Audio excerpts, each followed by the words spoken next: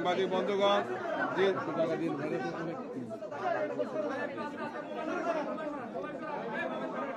জি সম্মানিত সাংবাদিক বন্ধুগণ, আপনারা দেখতে পাচ্ছেন যে আজকে আমরা 11 দলীয় নির্বাচনী ঐক্য এর পক্ষ থেকে আজকে আমরা নির্বাচন কমিশনে এসেছি। আমাদের সাথে এখানে আছেন বাংলাদেশ জামাত ইসলামীর পক্ষ থেকে আমি আছি এবং জনাব মোবারক হুসাইন আমাদের নির্বাহী পরিষদের সদস্য। এনসিপির পক্ষ থেকে আছেন এনসিপির উপদেষ্টা এবং নির্বাচন পরিচালনা কমিটির আহ্বায়ক জনাব আসিফ মাহমুদ সজীব ভুইয়া, লম্বা নাম আমার মতো আর কি। আর শারমিন আছেন তাদের সদস্য সচিব, এবি পার্টির বলেন আলতাফ হোসেন, বাকিরা একটু বলে ফেলেন। বাংলাদেশ খেলাফত মজলিসের যুগ্ম মহাসচিব মাওলানা তোফাজ্জল হোসেন মিয়াজি, জাতীয় গণতান্ত্রিক পার্টি জাকপার গণসংযোগ সমন্বয়ক ও মিডিয়া উইং নজরুল ইসলাম বাবু, এলডিবির উপদেষ্টা মণ্ডলীর সদস্য অধ্যক্ষ মোহাম্মদ মাহবুবুর রহমান, খেলাফত মজলিসের সাংগঠনিক সম্পাদক অধ্যাপক কাজী মিনহাজুল আলম, মোহাম্মদ শহীদুল আলম বাংলাদেশ ডেভেলপমেন্ট পার্টি দপ্তর সম্পাদক। জি, আমরা সব দল থেকে এখানে আসছি, এক বা একাধিক প্রতিনিধি এখানে আছেন।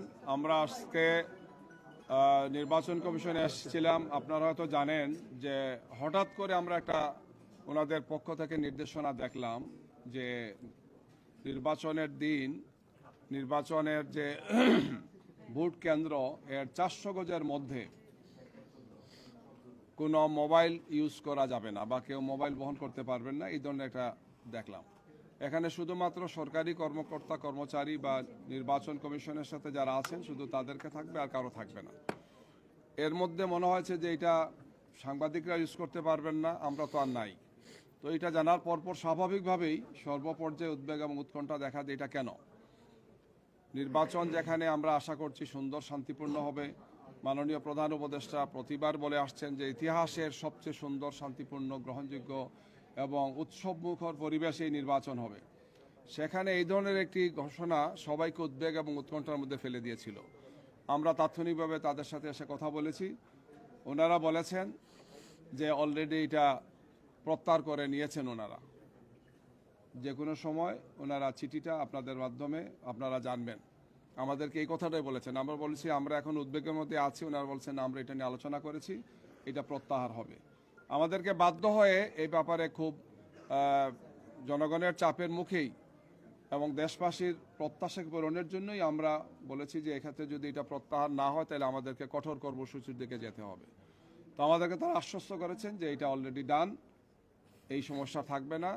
মোবাইল নিয়ে একজন ব্যক্তি ভোটার তিনি যেতে পারবেন, তবে মোবাইল ব্যবহারের ক্ষেত্রে একটা রেস্ট্রিকশন আছে। ভিতরে যেটা হবে ভোট কেন্দ্রের ভিতরে সেটা একটা নির্দেশনা ওনারা দেবেন। আমরা বলেছি এই বিষয়টিও নির্বাচন কমিশনের পক্ষ থেকে স্পষ্ট হওয়া উচিত। কারণ দেখা যাচ্ছে যে বিভিন্ন সময় ইলেকশন কমিশন বলেন, কিন্তু সেখানে দায়িত্বপ্রাপ্ত কর্মকর্তারা বিভিন্ন বক্তব্য দেন, বিভিন্ন ধরনের ব্যাখ্যা তারা দেন। তো এই ধরনের ভিন্ন এক্সপ্লেনেশনের কারণে বরং সেখানে জটিলতা তৈরি হয়। আমরা চাই না যে নির্বাচনের দিন কোনো অনাকাঙ্ক্ষিত অপ্রত্যাশিত কোনো ঘটনা সেখানে ঘটুক। আমরা আরেকটি বিষয় তাদের দৃষ্টি আকর্ষণ করেছি যে বিএনসিসি, প্রতি ইলেকশনে বিএনসিসিকে দায়িত্ব দেওয়া হয়।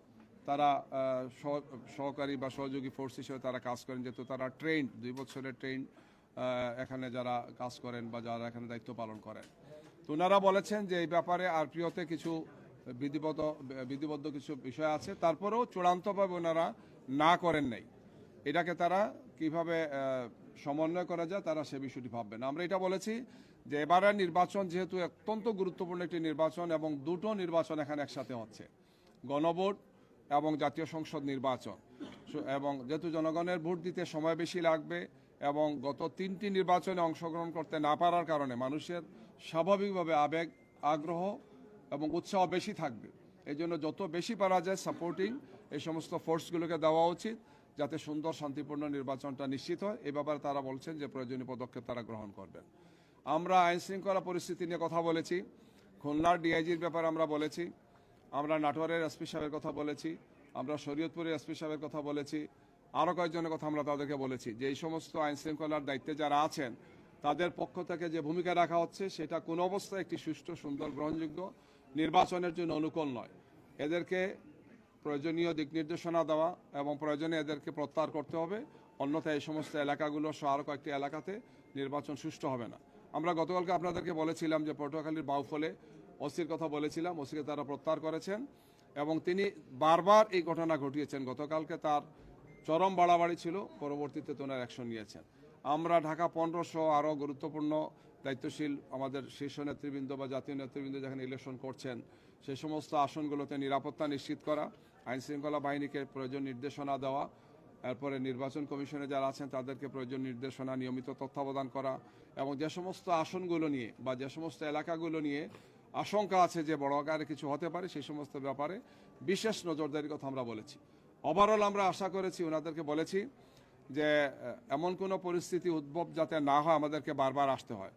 আমরা মনে করি যে নির্বাচন কমিশন তাদের সক্ষমতার সর্বোচ্চটাতে তারা চেষ্টা করবেন এবং যে সমস্ত বিষয়ে আমরা তাদেরকে দৃশ্যাসন করেছি এই সমস্ত বিষয়ে তারা কার্যকর পদক্ষেপ গ্রহণ করবেন। তো এই বিষয়ে আমরা আশা করব, তাদেরকে আমরা বলেছি যে আমাদেরকে যাতে আসতে না হয়, এমন কোনো চিঠি সার্কুলার ওনারা হুট করে যাতে না দেন যেটা নিয়ে আমাদের এবং দেশবাসীর উদ্বেগ উৎকণ্ঠা তৈরি হয়। আমরা সাংবাদিক বন্ধুদের জন্য বলেছি যে তাদের জন্য প্রয়োজনীয় পাস দেওয়া, তাদেরকে সহযোগিতা করা, কাজ করতে তারা যাতে স্মুথলি কাজ করতে পারেন এই ব্যাপারে প্রয়োজনীয় সহযোগিতা, দিক নির্দেশনা এবং কার্যকর সমস্ত সহযোগিতা যাতে করেন।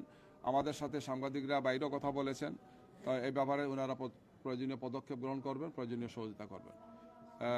এই ছিল আমাদের ভোট কেন্দ্রের বাইরে লাইভ টেলিকাস্ট করতে পারবে, ভোট কেন্দ্রের বাইরে ভোট কেন্দ্রের থেকে লাইভ টেলিকাস্ট করার বিষয়টা নিয়ে একটা নির্দেশনা আছে। ভিতর থেকে তো করার আগেও নিয়ম ছিল না, বাইরে থেকে করতে পারেন। আমরা বলছি এই বিষয়টা আপনারা স্পষ্ট করে নিন।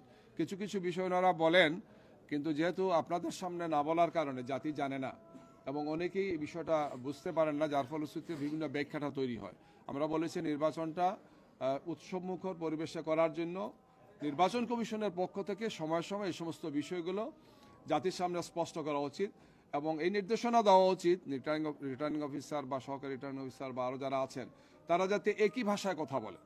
যেমন নাটোরে গতকালকে রিটার্নিং অফিসার চিঠি দিয়েছেন যে আমার এলাকায় কোনো মিছিল চলবে না। ওনাকে দৃশ্যাসন করা হলো যে বাংলাদেশের সব জায়গাতে আজকে এবং মানে গতকালকে এবং আজকে বিভিন্ন ধরনের সর্বশেষ যেহেতু প্রোগ্রাম সমাবেশ হচ্ছে, মিছিল হচ্ছে, এটা তো হবেই। বলছে কোন জায়গায় কি হইলো এটা আমার দেখার বিষয় না, আমার জেলায় কিছু হবে না। তো এই জেলা কি বাংলাদেশের বাইরে? এটা আমরা বলেছি এই ব্যাপারে ওনাকে দৃশ্যাসন করা উচিত। এইভাবে জনমনে একটা অস্বস্তিকর অবস্থা তৈরি করছেন, আইন শৃঙ্খলা পরিস্থিতির এতে স্বাভাবিকভাবে ডিটোরেট হবে গিয়ে। উনি এমন কথা বলতে পারেন না যেটা জনগণের জনপ্রত্যাশার বিপরীতে যায়। এই ধরনের বিভিন্ন সময় বিভিন্ন ঘটনাগুলো ঘটেছে, আমরা আপনাদেরকে আগে বলেছি। যেমন শিক্ষকরা, এমপিভুক্ত শিক্ষকরা নির্বাচনী কাজে অংশগ্রহণ করতে পারবেন না, কয়েক জায়গাতে রিটার্নিং অফিসার, সহকারী রিটার্নিং অফিসারের কথাগুলো বলেছেন। ওনারা আমাদেরকে বললেন যে কেন পারবে না, হোয়াই নট? যেখানে এমপিভুক্ত শিক্ষক ইলেকশন করছেন, নির্বাচনে প্রার্থী হয়েছেন, সেখানে একজন এমপিভুক্ত শিক্ষক কাজ করতে কোনো অসুবিধা নেই। যদি তিনি নির্বাচনের কাজে সম্পৃক্ত না থাকেন তাহলে তিনি করতেই পারেন। আমি বললাম এটা তো অলরেডি এটা ব্যাখ্যা দেওয়া হচ্ছে। এই ধরনের বিবিধ ব্যাখ্যা, বিভিন্ন ধরনের এক্সপ্লেনেশন নির্বাচনকে প্রশ্নবিদ্ধ করবে। এই জন্য আইনশৃঙ্খলা বাহিনীর সাথে যারা আছেন, প্রশাসনে যারা আছেন, নির্বাচন কমিশনে যারা আছেন, আমরা বলেছি যে এই ধরনের কোনো বিভ্রান্তি তৈরি হয় এমন কোনো ব্যাখ্যা যাতে তারা আর যাতে না দেন। নির্বাচনের মাত্র কয়েক ঘন্টা বাকি আছে, 3 দিন বাকি আছে। আর এই অবস্থায় যাতে আমরা সব দিক বিবেচনায় সর্বোচ্চ নিরপেক্ষতা রক্ষা করি, দায়িত্বশীল ভূমিকা যাতে পালন করি এবং এক্ষেত্রে সবার স্ব ভূমিকা পালনের জন্য আমরা বলেছি নির্বাচন কমিশনের পক্ষ থেকে যাতে প্রয়োজনীয় দিক নির্দেশনা এবং ওনারা সুপারভিশন করেন, তত্ত্বাবধান করেন। এটি ছিল আজকে ওনাদের সাথে আমাদের বক্তব্য। ইন্টারনেট স্পিডের বিষয়টা বলে দেন। আরেকটা বিষয় আমরা তাদেরকে বলেছি